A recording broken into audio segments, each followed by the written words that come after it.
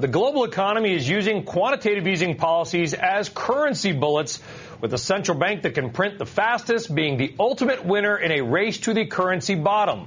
Strong words from PIMCO's Bill Gross on central banks and what they're doing all around the world, but we would expect nothing less from Bill. So let's bring in the co-CIO and founder of PIMCO.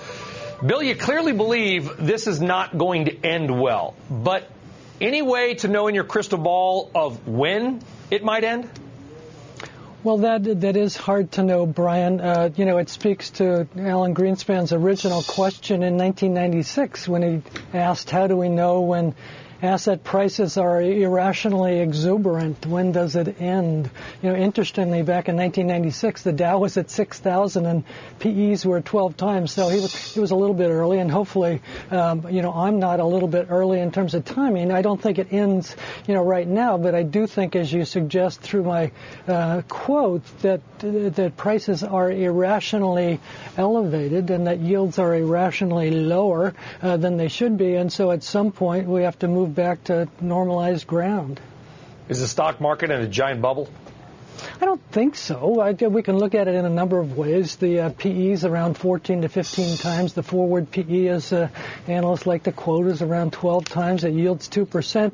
You can get growth plus yield from global companies at 3% plus. So, that's not irrational relative to a 10-year Treasury at 1.85%. But, I think all asset prices, as I suggested in my quote, have been elevated to some extent artificially by what the Fed and other central banks have done. They've lowered interest rates to near 0% levels, and that basically raises asset prices. It certainly raises bond prices, and ultimately, at some point, we have to pay a piper.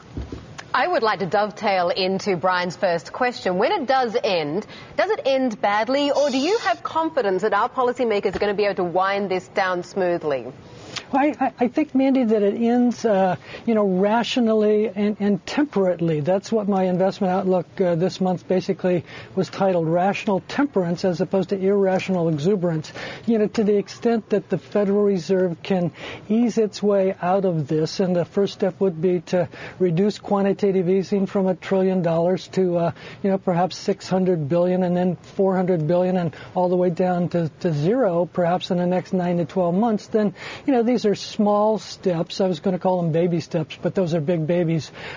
So the Fed basically is trying to ease its way out of this and to produce a normalized economy and a normalized market. But, it's fair to say that prices are reflecting abnormal and irrational interest rates. Bill, I'm going to be real high-tech here on television. In the last 4 years, the stock market has gone up. Bonds have gone up. Mortgage-backed securities have gone up. Housing has even gone up. Where are there still opportunities? Well, the opportunities, Brian, I would say, first of all, are less than double digit. Those that are expecting in the stock market, and we're seeing it, we're seeing a nice annualized return today, in double digits, certainly. But those that are expecting double digit types of returns going forward, I think are bound to be disappointed. So where can we expect the highest returns going forward with the relatively least amount of risk? I think in foreign countries to some extent. I think in emerging markets. I think in countries like Mexico, where their economy is growing at 4% and their interest rates are at 5.5% to 6%. I think in countries like Brazil, I think you can find countries with good balance sheets, decent fiscal situations in terms of low deficits, and yet still high growth rates. And so I would advise an investor looking for something close to 10% to move offshore as opposed to in the United States. Got it. As always, wonderful to have you on the show. Thank you very much to PIMCO's Bill Gross. Thank you.